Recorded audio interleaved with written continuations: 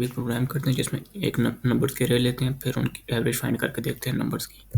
Numbers का variable बना लेते हैं एरे स्टोर करने के लिए।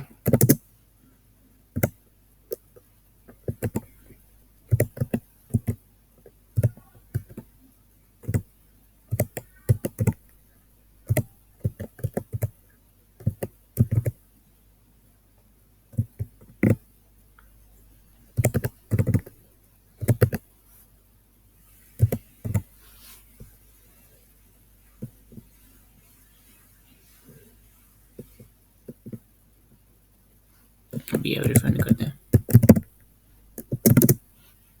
अरे हमारे पास सम डिवाइडेड बाय टोटल, तो पहले सम फाइंड करते हैं इनका।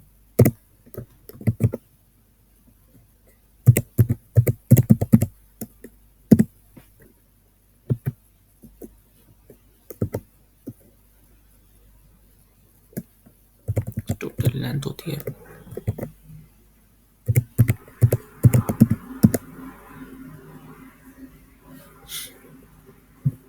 प्रिंट करते हैं और रन करके देखते हैं।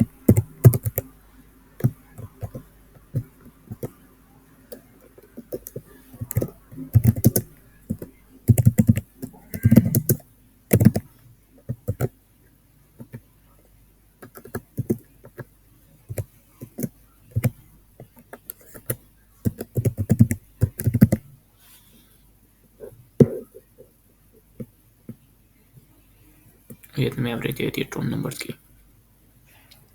एक और नंबर डाल के देखते हैं इसमें।